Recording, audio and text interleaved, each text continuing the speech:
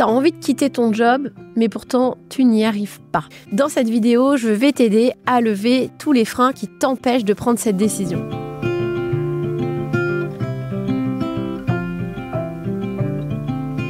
Moi, c'est Julie Souchard, je suis coach professionnel accrédité ICF et j'accompagne les femmes RH et les personnes hypersensibles à prendre confiance en elles et à mieux vivre leurs émotions.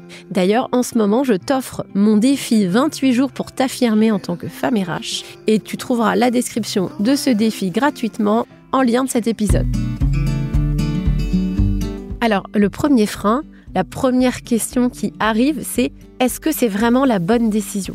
Alors, c'est bien de se poser cette question quand même, effectivement. Pour moi, il y a vraiment des signaux d'alerte qui peuvent te dire, en fait, oui, c'est la bonne décision. Je pense que la première chose, c'est ton niveau de fatigue. Oui, parce que si tu es très fatigué, si tu te sens épuisé, tu sais que tu commences à ne plus avoir justement l'énergie, l'envie. Tu sais, quand tu rentres chez toi le soir, tu as juste envie de te poser, de te coucher. Le week-end, c'est pareil, tu n'as pas envie d'organiser des choses, etc. Ça, c'est vraiment un signal d'alerte fort. Pourquoi tu es fatigué ? En fait, c'est pas juste ta charge de travail, c'est le fait que tu sois plus aligné avec toi et que tu aies beaucoup d'émotions négatives. Et ça te prend beaucoup d'énergie. Tu peux aussi avoir d'autres signaux physiques, parce qu'en fait, ton corps, il va t'envoyer des messages quand tu vas pas bien. Donc, ça peut être des douleurs dans ton corps, au niveau du dos, de la nuque, etc. Ça peut être des migraines. Ça peut être aussi des problèmes dermatologiques, des maladies, des choses qui arrivent à ce moment-là. Ce n'est pas un hasard. Ça, c'est des signaux qui sont vraiment à prendre en compte. Parce que si tu continues, si tu restes dans cet environnement qui n'est pas bon pour toi, cet environnement de travail, bien tu vas tout droit vers le burn-out. Et là, tu vas mettre des mois, vraiment des mois à t'en remettre et en plus, ça va beaucoup impacter ta confiance en toi. Un autre frein qui revient très souvent, c'est d'avoir l'impression que quitter son job, c'est un échec. Non, ce n'est pas un échec. Déjà, là, aujourd'hui, il en va certainement, entre guillemets, de ta survie. Qu'à un moment donné, comme je te l'ai dit, si tu continues, si tu restes, ce qui va se passer, c'est que c'est ton corps qui va te dire stop. Mais au-delà de ça, c'est quoi pour toi réussir finalement ? Réussir, c'est rester dans ton job dans lequel tu te sens pas bien ? Bah non, en fait. Réussir, c'est justement se sentir bien dans son travail, se sentir aligné, se sentir respecté. C'est ça la réussite. Et donc, quand tu prends la décision de quitter un job dans lequel tu te sens pas bien, eh bien, qu'est-ce que tu fais ? Tu prends une décision pour finalement aller vers la réussite, pour te choisir toi, pour essayer de trouver justement un job dans lequel tu vas te sentir plus à ta place. Donc non, ce n'est pas un échec. Et non, ce n'est pas toi le problème. Tu n'es juste pas à la bonne place dans cette entreprise. Alors, un autre frein qui revient aussi très souvent, c'est que vous ne voulez pas abandonner vos collègues ou votre équipe si vous managez des personnes. Alors, en quittant votre job, vous n'abandonnez personne. Ces personnes sont responsables aussi, vous n'êtes pas responsable de ces personnes. Et ça, c'est important aussi pour elles, qu'elles gardent leurs responsabilités. Et puis, contrairement à ce que vous pouvez penser, c'est pas forcément les aider que de rester là, dans cette entreprise. Est-ce que vous pensez que voir son manager ou sa manager, sa collègue qui est en train de sombrer, de faire un burn-out, de s'épuiser, est-ce que vous pensez que ça vous ferait du bien de voir ça ? Non.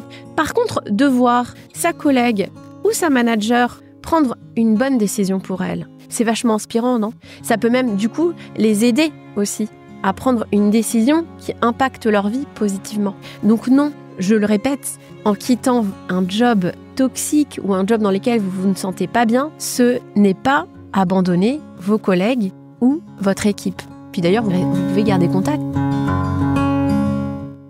Alors, autre chose que j'entends souvent, c'est « mais oui, mais si c'est pareil ailleurs ». Alors, non, ça ne sera pas pareil. Mais par contre, c'est vrai qu'il est important, à un moment donné, de tirer des leçons de cette expérience et d'identifier ce qui a été compliqué pour vous dans cette expérience. Et du coup, aussi d'identifier ce dont vous avez besoin pour vous sentir bien. Et c'est vrai que ça suppose aussi, pour moi, de faire un petit travail aussi, justement, sur sa connaissance de soi et sur sa confiance en soi. L'idée, bien sûr, c'est que le schéma ne se répète pas.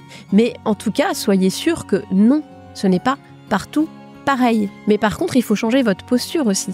Quand vous allez chercher un nouveau job, justement, de prendre la décision de trouver un job qui est bon pour vous.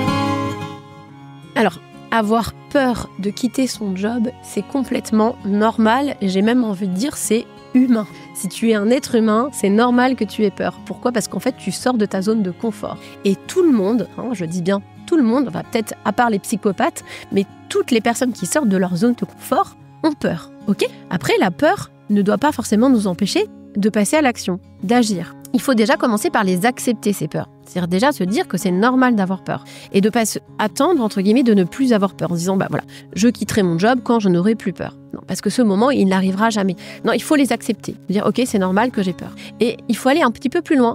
Moi, ce que je te recommande, c'est de lister tes peurs. Écris toutes ces pensées négatives qui génèrent chez toi cette peur. En fait, le fait d'écrire, ça va te permettre déjà de prendre de la hauteur par rapport à toutes ces pensées. Ces pensées, souvent, ne sont pas la réalité.